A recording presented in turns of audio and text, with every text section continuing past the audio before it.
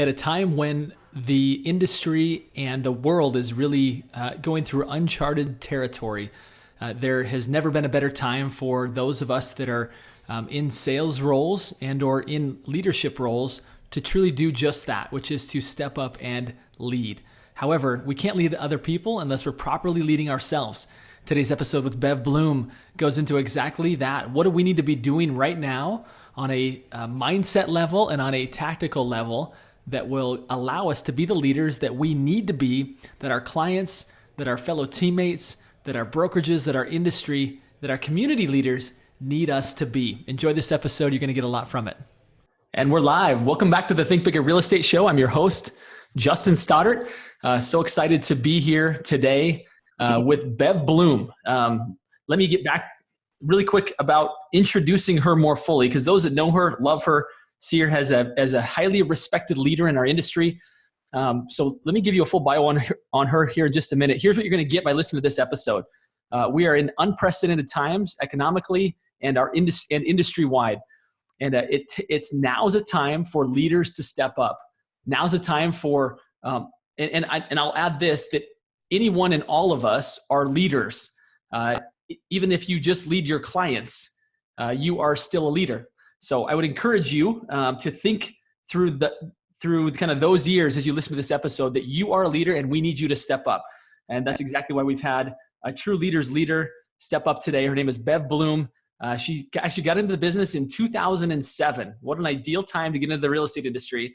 Learn to work hard and experience success despite what was happening in the industry. She now has a very successful real estate team and also leads a brokerage, a Keller Williams office out of Clackamas, Oregon. So Bev, thank you so much for coming on the Think Bigger Real Estate Show. I am thrilled to have you on today. Good morning, Justin. I am thrilled to be here this morning, and I always enjoy my conversations with you. And we are in really crazy times right now, and I'm just kind of hoping to come to people on their level, and just try to give them some hope and some go to work and just how we're gonna get through this together. So that's kind of the goal for today. It's all of us are now being forced to really work from home, aren't we? Like we're being forced to do things very differently than what we, than maybe what we're used to doing. Let's talk a little bit about keeping some normalcy, some very kind of initial tips at the beginning of this episode of how do we get it to where our life feels somewhat normal to where we can still be productive and be in the right mindset. What tips would you have for us? Sure. Well, I feel like, a lot of people need to go to the office to have that need to go to work. And so this is a really abrupt change to their habit, which, people that are realtors, anybody in our industry, gets up every day, has the same routine, and they've worked years on, creating that schedule and perfecting it. They get up at the morning at 5:30, they go to the gym, they come home, they eat breakfast, they shower, they get ready to go to work, and they drive to the office and they arrive at 8:00 and they go to work. Well, now that we can't go to work and we can't, we have to go to work inside of our house. So one of the things that I hear, and over the course of this week, I've just talked to a lot of people, a lot of agents, a lot of leaders, I've attended a lot of live training and streaming. And what I hear a lot is that people, they've lost that vibe. That habit abruptly got broken, and they just can't find it inside themselves to create a new normal. And we hear that phrase a lot, creating a new normal. So my biggest tip, for that is keep your same schedule. Get up at 5:30. Yes, you can't go to the gym, but there's plenty of, apps. I see plenty of people doing short workout videos. Friends that own Cascade Athletic Clubs, they have live stream videos for short workouts. One of my PT friends has a short workout on her Facebook page. So, get your gym workout in, go take a shower, get dressed, do your hair, put your lipstick on, and go to your desk and go to work. You might actually be a little more productive, but it's creating that new habit that a lot of people struggle with. But if you set your mind to it, you're kind of unstoppable. I love that, Bev. Just because you're working at home doesn't mean you need to treat it like a lazy Sunday morning, right? That you can get up early, you can get dressed, work out. In fact, all of that should change. And I know real estate agents, for the most part, are probably better than most at working from home, because your job doesn't necessarily stay contained within the 8 to 5 hours, right? In fact, it rarely does. And so having, I would even say, even if you've been accustomed to working from home in your pajamas, I might encourage you to get up and get showered. Right now, we need you to be a leader. We need you to be stronger than you've ever been before. We need you to take this more seriously than probably you ever have before, because more people are needing your help. And those that I believe that stand up as leaders in this environment, this economy, are not only going to survive, they're going to thrive. People are going to are going to flock to you because they need your confidence to help them solve their problems and navigate these waters. And if you can show up like a professional, and that may mean even doing more of a morning routine than what you've ever done before. So I really appreciate you saying that. Yeah, I think that's a really important piece. I mean, we're their trusted, people, our clients already trust us and look up to us. And if we falter or, kind of get in our own way, that's gonna come through when you call them and talk to them. That insecurity, or, telling them, hey, I'm just hanging out, sitting in my jammies and, being unproductive or whatever. That's not what I don't think that's the message you want to give and the message they want to hear. It is a time of definite servant leadership for, it's the epitome of, not the epitome, but it is the true time where coming from contribution is a perfect example of how we're going to come out on the other side of this thriving. Yeah, it's a great point. And I mean, part of what you've recommended, Bev, is we've discussed, today's show in advance, is to be sure what's going in your mind is positive, right? We've even talked about some of the sacrifices. I know we tend to think at times, we get in our own little islands and think that, we're the only individuals suffering from this. And of course, widespread pandemic around the world causes us to think differently about things. But you look at even some of the smaller sacrifices, even beyond our healthcare workers, et cetera, of people. You mentioned, the story of the Oregon Duck basketball women, right? Kind of share that, like how that ties in here. Well, I like to, anytime I am trying to kind of work through an issue or a strategy, a lot of my strategies tie back to sports, because I live in a very athletic family. And I hear a lot of people, even the high school that my kids went to, that basketball team was slated to go to state, which is a huge endeavor for them. But, on a bigger scale, the big battle cry and the big thing that people are sad about is, the Duck women were slated to take it all. And then all of a sudden there's just all this, whoa, they don't get to do this and they don't get to do that. And, I don't know if the actual players are actually making that kind of, sadness around that, or if it's the parents or the fans or whatever. But if you look at other tragedy, and yeah, I think canceling the big NCAA tournament, I was in Vegas to go see it, and it canceled all right in front of my eyes. It is a big deal. It's a big deal for a lot of people. But if you look back in some of the extremes that I kind of outlined, they are extremes. You look at war veterans that, gave up their lives. You look at the last recession where people actually lost their homes. We rallied and we didn't die. We survived from that. And there's sacrifice. And with every kind of sacrifice, if you don't let the doom and gloom consume you and eat you, you can actually get stronger from it. I mean, the recession, kicked my butt in my previous career. I had to reinvent. I joined real estate at the depths of the recession, and I closed 20 transactions in my first 6 months. I had great help, but I was on a great team. But we took over the short sale industry, and we were helping people. So if you can be sad in the moment, but don't let it define you, and don't let it consume you.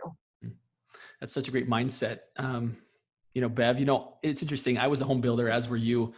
when 2008, 2009 hit. And I look back now and I'm really grateful that I'm not a home builder. I don't know how you feel about it, but that wasn't my calling in life. I would never go And, back. I and, won't go and, back. and it was interesting for me is that when you're in a profession that's paying you well and there's tons of opportunity, you get in the Mhm. middle of a series of projects and it's like, I don't know how I could ever unweave this thing and get out. You got 2-year warranties after that. Like, how do you ever get out of being a builder? Like at some point, and for me, it really solidified a quote that I heard several years later, which is sometimes life's greatest disappointments turn into God's greatest appointments.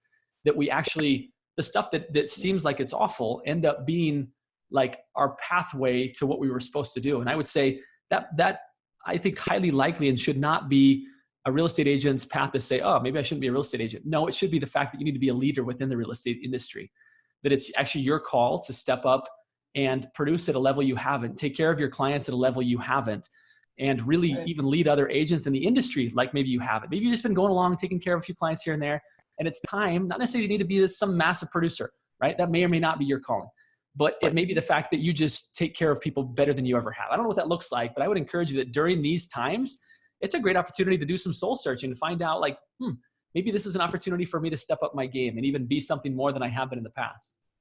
Right. I think a lot of it too has a lot to do with who you surround yourself with and who you collaborate with, not who you commiserate with. Who you collaborate. In these deep dark times, or if you find yourself in a deep dark place, like coming out of construction, that was a very deep dark place. I surrounded myself voluntarily and involuntarily, because actually my good friends actually came to me.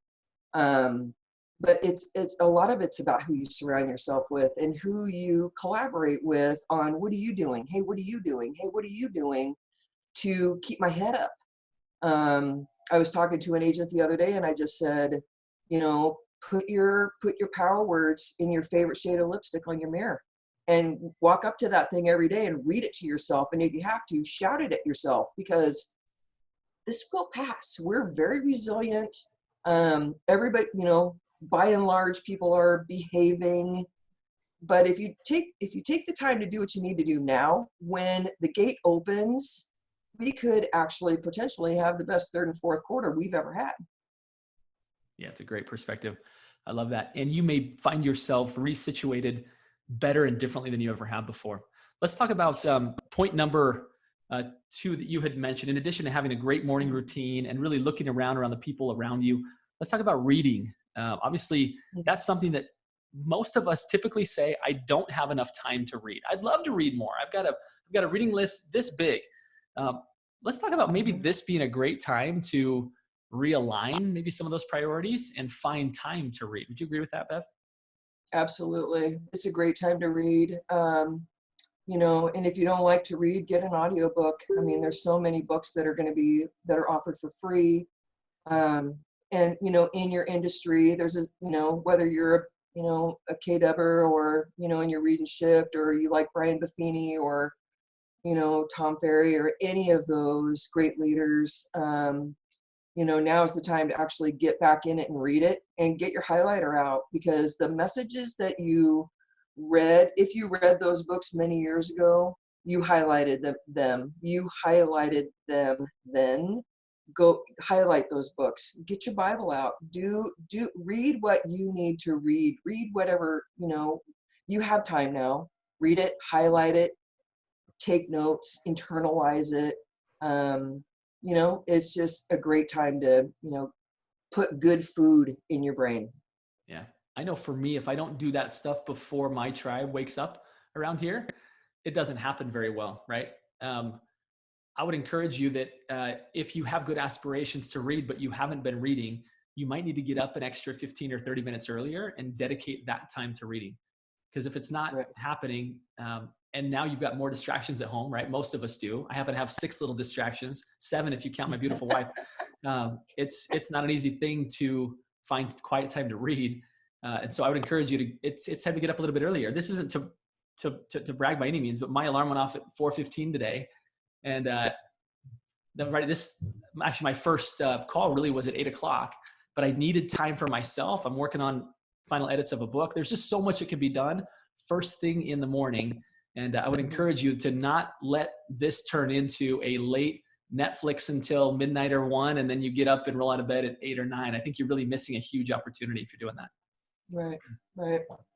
Let's talk about reinventing your business, right? There's some things tactically that we're having to do differently as a result of not being able to be face-to-face with people. What does that look like for you, Bev? What tips can you give to people when it comes to reinventing their business amidst these circumstances? Well, now is the time to actually grasp technology. I know a lot of people are fearful because they're afraid they might break it or do something wrong, and there's always a way to get back out. But I'll bet Zoom has had more paid subscriptions in the last week or two than ever before. I finally migrated over to an iPhone, and it was the best thing I ever did because I have, FaceTime appointments with my clients. Use the technology. Before we had to run to their house and sit down and have an appointment, and you ran to their house because you had to have a face-to-face with them. Well, now we have tools. We have great tools and technology to use. If you want to use a Zoom call, you can have your own free account. If you want it recorded and you need to have long meetings or whatever, then obviously you have to pay, but it's still super affordable. If you don't have an iPhone, get one and learn how, or teach the other person how to have a FaceTime video with you. It's the same as being there, and just think of how many more people or appointments you can go on leveraging technology. I thoroughly believe that for example, I was on a call yesterday with about 120 people across the country with a great trainer that we didn't actually have to fly out here to talk to us about the market of the moment. We actually just got on a Zoom call. We all broke out in little breakout rooms with 10 people and, had an open conversation. Technology is fabulous right now. And if you embrace it today, just think about how much easier your life is going to be when we do get to the other side of this. It might become your new norm. I might actually stay here in my office and have, a Zoom call or a FaceTime call every 15 minutes. Whereas, so every 15 minutes is 4 calls per hour. If I did that for 2 hours, that's 8 calls, 3 hours, that's 12 calls. Can I do 12 appointments in 3 hours driving around? So if you feel like they still need to see you, you need to see their facial expression on how they're receiving the information that they're given. You can email them documents. We can go through all that stuff together. It could actually really streamline our business when we get to the other side. Think about that, Bev. I think what you've said there is more profound than I think most people recognize, is that if at the end of the day you get paid on how well you serve people and then how many people you can serve, I think this technology thing, I think you really think you're onto something, is that there's going to be a group of agents that say, no way, Jose, I'm not doing it. Face-to-face matters, right? And I think they're going to really lose out during this technology time because they're not going to be face-to-face with anybody for the next, several weeks, who knows how long. Meanwhile, other agents are saying, I'm going to pivot in my business. And right now I'm going to see how many people I can get face-to-face. I mean, I feel the same way. I'm in my home office. I leave here, I go out, I hug my little squishy 2-year-old's cheeks, and I come right back in and I'm in another appointment. And it's like, that's a phenomenal opportunity. I'm happier, right? My quality of life's better, and I'm actually serving more people. And so again, I think that there are going to be agents that are exiting the business because they hibernate during this time, whereas others that are going to say, this is the new norm. I'm going to go on one listing appointment, get face-to-face, and then I'm going to be able to have FaceTime with those clients, once a week, or, however, often you think is most appropriate. But what a much more deep and meaningful and rich client experience that is when you're face-to-face with people. In fact, one of my favorite people, Morgan Davis, said to me at one point, he said, the challenge that we have with this DocuSign world is we just don't have a lot of FaceTime with people anymore. And so it's hard to create such an impact that they would then want to refer us afterwards. And his business is built entirely upon referrals. And so it's interesting when you think of that challenge, and now we have this technology, you can actually be face-to-face with people, and people are happy to learn how to use it, even your clients, to where it really is going to open up all kinds of opportunity for us to kind of rehumanize, if you will, our brand and our business, and bring people back together, even if it is electronically. Right. Right. I mean, it's a huge opportunity, and it's not the rule. You can do this business any way you want. I guess the main goal is that I feel like a lot of people are suffering and they don't know what to do. So just, coming to them from a place of contribution on their playing field, because, we listen to a lot of training. I was listening to a thing yesterday and it was so far over my head it didn't apply to me. So I was kind of upset that I was spending the time listening to it. But so that's kind of why I poked you and I said, let's do this, because let's talk to people where they're at, because the big high level conversations might not appeal to them. If we just bring it back down to the ground and give them a few tips and things and just some some positive outlook on what you can be doing today, and feed your brain, and choose what you put in it. I do want to talk a little bit about the news and things that you put into your brain, and some self-talk. But I mean, there's just some tips, just to help pull others along. I've Let's always dive in. kind of described my quest in life as, if you're familiar with a wakeboarding boat, um, if you've ever wake surfed, there's a time and a place in that wake where you can throw the rope back into the boat, and you can actually be on that surfboard, and you're actually following the boat just from the propulsion of the way the wave spins itself. And that's the vacuum that that's my battle cry, is to create that vacuum so people can throw the rope back in the boat and ride that surfboard by themselves. That's a powerful analogy. I actually tried wake surfing for the first time this past summer with my family, and it was a thrill. I'll say this: my 10-year-old, I guess he was 11 at the time, or sorry, he was 10 at the time. He's 11 now. He was way better than Dad, and I was like, oh my God, I was just in awe of like how good he was. I was like, that is Yeah. unbelievable.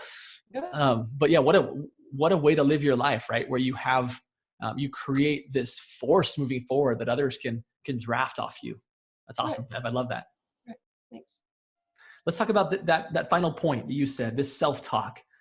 What are you Yes. saying to yourself when no one else is talking to you, right? What's actually going on inside your brain? How do you control that? And how important is it to control it? It's very important to control it, and it takes a certain amount of focus. And so it also stems from what you put in your brain and what time of day you put it in your brain. I actually have two coaches, and my one coaches more about brain activity and how you speak to people and how you show up and things like that. And we talked a lot about what you put in your brain and when. And so if you like the news, you can stay in the news. But the biggest thing is, so here's the analogy: you watch a horror movie at night, you likely will have nightmares, right? You watch war movies, violent movies, things like that at night, it's going to affect how you sleep and the quality of your sleep. And when you wake up in the morning, you might not be rested because your brain was having this combat during the night, right? So that just kind of stems back to the things that you're going to put in your brain during the day. So if you're a huge news watcher, you might want to limit how much news you're putting in your head, because it's sensationalism. It's, a much bigger view, and it sticks in your brain. It can cause you to, have negative outward appearances, and you can also slow down or stop or prevent the good things from coming into your brain, like that we're talking about. So, which leads to self-talk. So if your brain is so busy processing all this negative stuff that you've just put in through your eyes and your ears from watching the news or horror movies or shoot 'em ups or whatever. I love shoot 'em ups, but I don't have nightmares, but that's okay. That's a different story. Find out the things that you say to yourself, and whatever career you're in, if you're listening to the voices in your head and the voices in your head say, go ahead and sleep until 8 or 9, I'll get around to it when I get around to it, or whatever, stop it.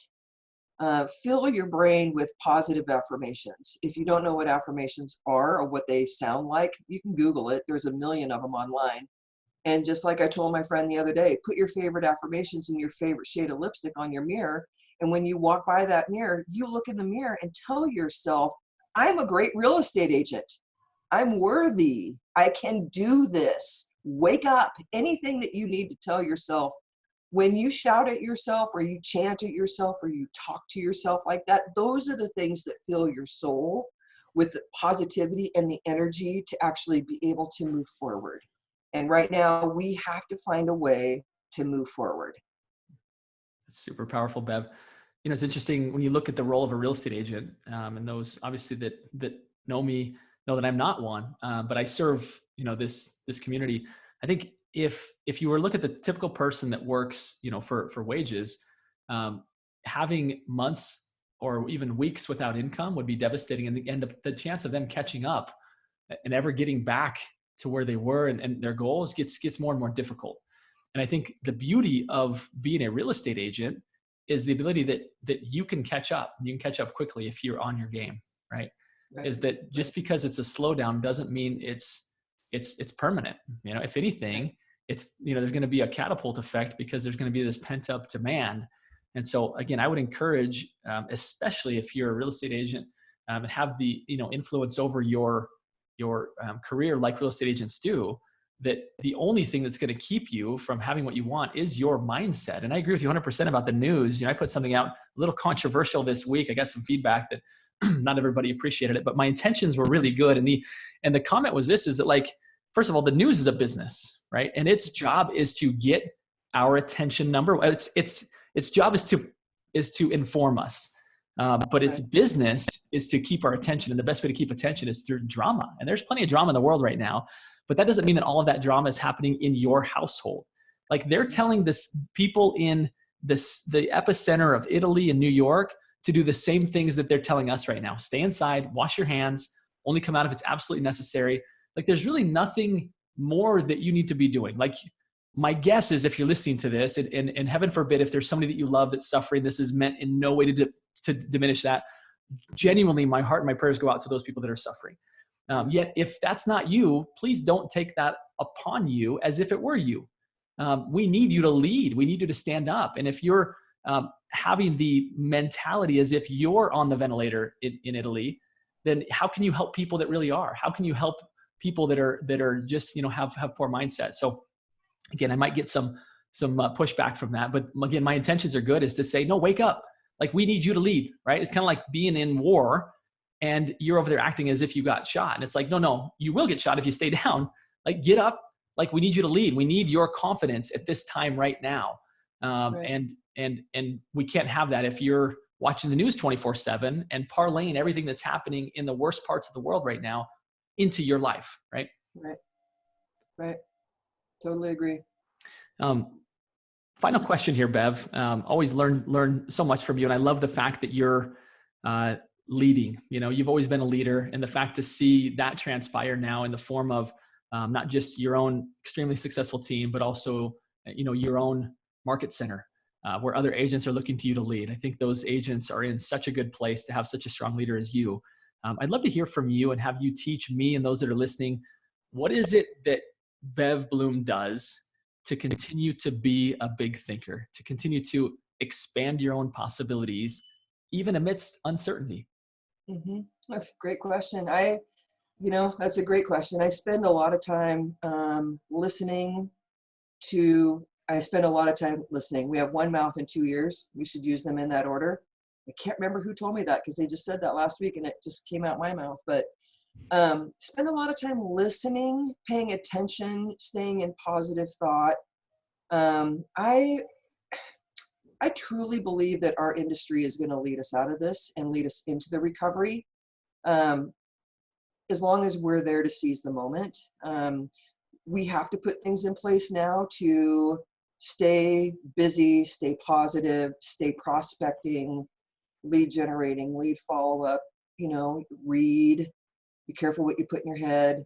And if you still find yourself suffering, find somebody that you admire to talk to. And that's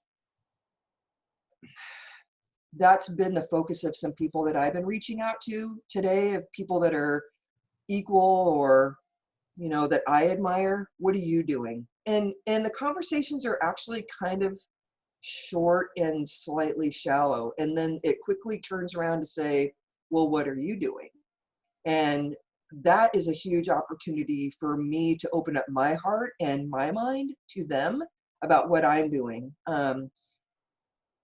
So I'm going to continue that. I'm going to continue to, talk to other people and listen to what they're talking about, and what they're doing or not doing, and just collaborate. And, the biggest thing is keeping calm in all of this. If we freak out, everybody around us is going to freak out. If we get, and you know what, I'm not saying don't freak out, because we all will. The shortage of toilet paper is getting really real, but just stay calm, collaborate and calm. And, we've been in this inventory short market for a long time. I think we've been in 2 months or less, 2.5 months or less of inventory for at least 2 years, maybe even longer. And so by practicing now in staying in the right mindset, grabbing a hold of technology and leveraging that, staying in touch with your people and truly listening to them, finding out, the source of their stress, empathizing with them, just being there for them. They already know we're a realtor. They already know, our general prospecting call is, who do you know that's going to buy, sell, or invest in real estate this year? But now it's coming from a place of contribution that we care. So I feel like if you practice those things, we're going to be like the thoroughbreds. And this is a big analogy. We're going to be like the thoroughbreds behind the gate waiting for a race, right? So what do those thoroughbreds generally do? They're standing back there and they're super anxious. They're pushing on that gate. They want it to open. They're ready to run. That when this, if we're setting ourselves up properly right now to move ahead, we're in the gate. Soon we'll be in the gate. We'll be able to push the gate, help it open, that when the gate finally does open, we can go seize that moment and seize the opportunity, help our buyers and sellers get where they need to go. And like I said before, we could have the third and fourth quarter of our entire career. But it's getting ready now. It's getting your mind right, getting your soul right, getting your business set up right, and get ready to go. Yeah. I love that. It will come back. Yeah, there's no doubt. There's no doubt that it will. Buying and selling homes is not going out of style, right? Well, we obviously have It'll still happen.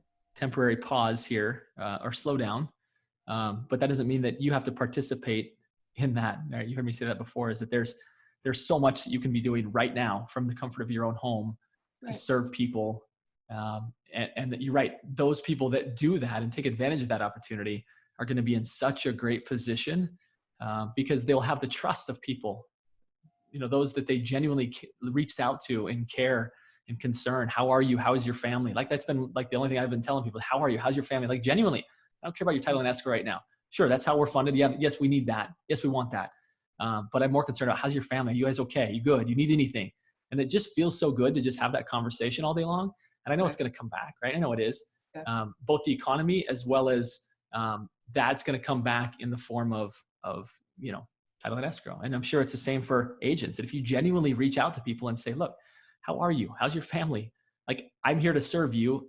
A small percentage of that may be in real estate. It might be, you need some toilet paper. Look, we got some extra. I'll drop it off on your doorstep. Or just talk to somebody, get on a FaceTime call and just, we're isolated right now. Just, get on some time of face-to-face method to communicate with people. I also feel like, we've been hearing for the last year, don't look at the market in the moment. Don't look at the market as of today. And me and my analogies. So when you're driving down the freeway, look at the market where it's going to be or where it's going to go. Look at the market in the future. We didn't see this coming, but we still, we call it building out our pipeline or whatever. But, when you're driving on the freeway, and you're going 55 or 65 miles an hour or 70 or 80, however fast you drive, do you only look down the road at the car in front of you? No, you're actually looking as far down the road as you possibly can, because when you're traveling at such a high rate of speed, you can't react if the traffic a mile down the road suddenly stops and you suddenly come upon it and you're going to bash into the rear of it. So if we actually look at our businesses or whatever line of business that you're in, and we actually prepare for what is down the road, that's why doing all this work up front. So we filled up our gas tank before we jumped on the freeway. We put our seatbelt on. We were on the road for an hour. We got our bottle of water and we got our snacks and all that, just like going to work at home in your office. Look down the road and just, now is the time to prepare, because when the gate opens, we're going to be doing 70 or 80 mile an hour down the road to pick up for what we've missed out on during this time. Yeah, such a good analogy. I love it. And that perspective, again, will carry people through, as opposed to hibernating. They'll be reaching out. And you truly are a wonderful leader, Bev, and you've really helped all of us to think bigger today. Thank you for your time. Always enjoy spending time with you. It's always a pleasure. And I Thanks, want to Justin. I really appreciate that. Yeah, thank you. Thank you. And my final request of everybody, if this has been valuable, please tag somebody that needs to hear this. Bev's words and her wisdom are profound. So please just tag an agent in the comments to this. That would be helpful to get this out. And then if this has been valuable, I also encourage you to go subscribe, whether it be on YouTube or your favorite podcast app. So subscribe, leave a review would be some love language for me. And final request is simply this: it's go think bigger. Absolutely. Thank you, Bev, so much for helping us do that today. All right, everybody, let's go get them. Thanks a lot. Thanks, friend. Bye-bye. Bye.